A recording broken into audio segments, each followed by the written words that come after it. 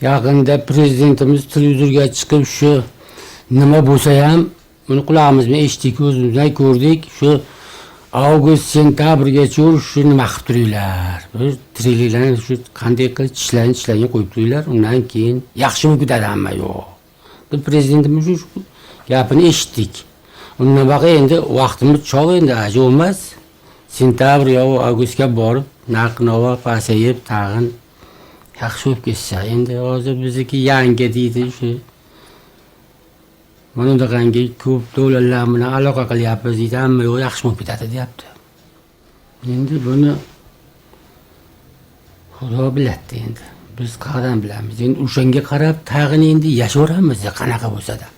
Misoldan eskilarga gap bor, osmondan nima yog'sa yer shuni ko'taradi deydi.